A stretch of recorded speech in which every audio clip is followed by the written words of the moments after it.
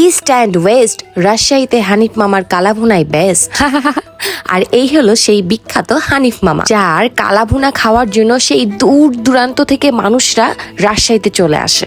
আপনারা হানিফ মামাকে ছোটখাটো সেলিব্রিটিও বলতে পারেন, কিন্তু বিভিন্ন খ্যাত বিখ্যাত ফুড ব্লগাররা হানিফ মামাকে নিয়ে এত বেশি ভিডিও বানিয়েছে যে মামা অনেক বেশি সোশ্যাল মিডিয়ায় ফেমাস। আর বানাবেই না কেন, তার কালাভুনার টেস্ট এত বেশি মজাদার যে একবার খেলে আপনি আঙ্গুল চাটতেই থেকে যাবেন।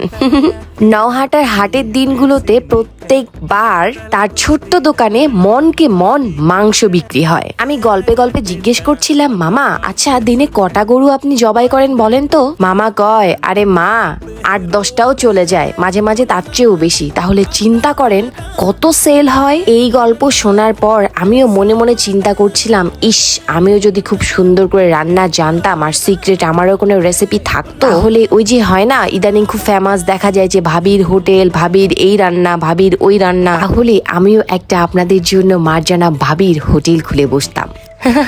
যাই হোক, সেসব কথা দুষ্টুমি করছিলাম আর কি। তো মাঝে মাঝে আমার যখনই ক্রেভিং ওঠে, আমি নওহাটে হাটের দিনগুলো ম্যাক্সিমাম টাইম বৃহস্পতিবারেই আমি চলে যাই হানিফ মামার কালাভুনা খেতে। যেহেতু আমি বেশ খানিক দিন পরপরই যাই, সেহেতু আমি এতগুলা খাবার নিয়ে বসে পড়ি। আমার গরুর কলিজা না অনেক বেশি পছন্দ, আর আমি হানিফ মামার কালাভুনা খেতে যাব আর গরুর কলিজা নেব না, এটা কখনো হয়ই না। গরুর কলিজা, সাথে 2 প্লেট মাংস, ভাত আর এত বড় নলি। হানিফ মামা আমাকে দেখলি তার স্টাফদেরকে বলে দেয়, আপুকে খুব সুন্দর দেখে একটা নলি দে তো।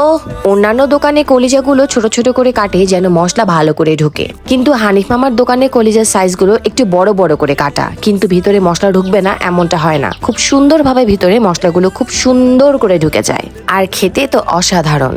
আর তারপর চলে আসে সেখানকার মাংসের কথায়, আই মিন কালাভুনা। সেখানকার মাংসের ভিতরে মশলাগুলো খুব সুন্দর করে ঢুকে যায় আর এত বেশি সফট যে দেখেন আপনারা দেখতেই পাচ্ছেন।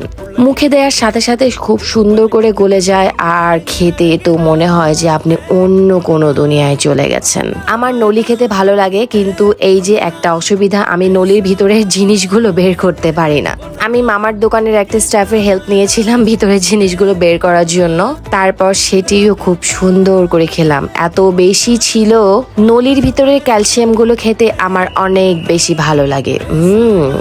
ভিডিও এডিট করার সময় আমার জিভে জল চলে আসছে। আমি খেতে বসলে হিসাব করে খাই না, কতটুকু খেলাম না খেলাম, জাস্ট নিতে থাকি খাইতে থাকি, নিতে থাকি খাইতে থাকি। সে কারণে ম্যাক্সিমাম টাইম বিল আসলেই কত আসলো আমার নাম মনে থাকে না। কিন্তু সেখানে কালাভুনার প্লেটের দাম তুলনামূলক কম, 100 থেকে 150 টাকার মধ্যে হবে। আর ভাত তো সব জায়গায় সেম প্রাইস 20 টাকা, আপনারা চাইলে গিয়ে খেয়ে আসতে পারেন। আর সেখানে খাবার দাবার শেষ করে হানিফ মামা আমাকে এই পান্তি ট্রিট দিয়েছিল। সো থ্যাঙ্কস ফর ওয়াচিং, আল্লাহ হাফেজ।